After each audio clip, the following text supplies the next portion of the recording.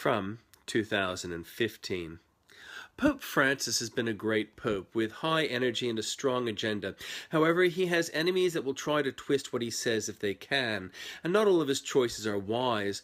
Going to so-called Palestine and failing to say that Israel belongs to Israel was a mistake.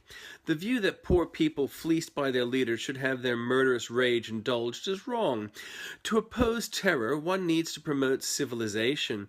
Similarly, the embrace of AGW hysteria is not reasonable or responsible.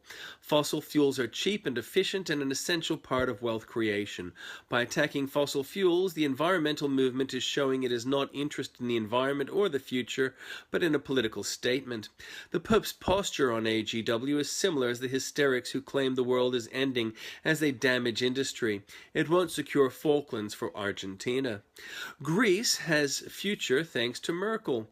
Hours of negotiation have resulted in Greece having a path which will one day lead to prosperity, but they can step off the path and exit Europe.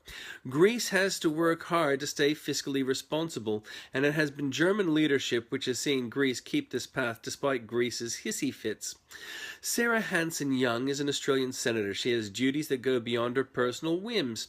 It is okay she chooses to holiday in the Mediterranean, but it is wrong that she helps illegal migrants into Europe. She has recently taken photographs of people on boat that was not leaking being taken aboard her vessel. They are economic migrants from very far away, like Pakistan and Bangladesh. The Institute of Public Affairs has research showing that industrial relations reform is held up by union domination of the Australian Labor Party.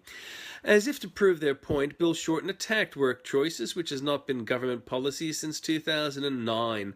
One can understand why Shorten would seek to tap that old trough. Unions spent very big on a scare campaign against effective IR policy. Part of the campaign illustrated a bastard boss using work choices to harm employees.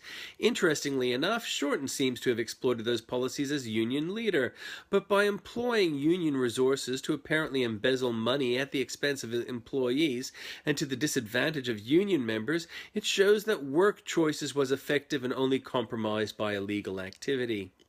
ABC exploits children. Parents put up Q&A criticism made by 10-year-old boy.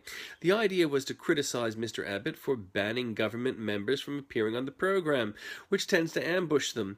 ABC also stacks audiences better than ALP secretary stacks members, and the stacking results in apologists for terrorism.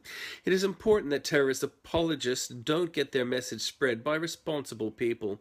We know the ABC has not got responsible people, but government ministers should be and should not be compromised. Meanwhile, one terror apologist on Q&A claimed that we need to have ideas to combat terror. We do. We call it civilization.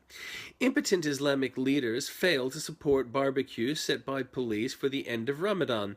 Police are keen to show solidarity, but the impotent Islamic leaders made outrageous claims. One claim was that an Islamic boy who tried to kill police had not been shot dead in self-defense. The barbecue became a security scare because of the impotent leaders of Islam. ALP failed to apologize to Indonesia over butchering live cattle exports, spying on Indonesian leaders and causing a domestic crisis with bad border policy. Shorten expressed the hope Indonesia won't respond badly to Australia. All Shorten need do is apologize.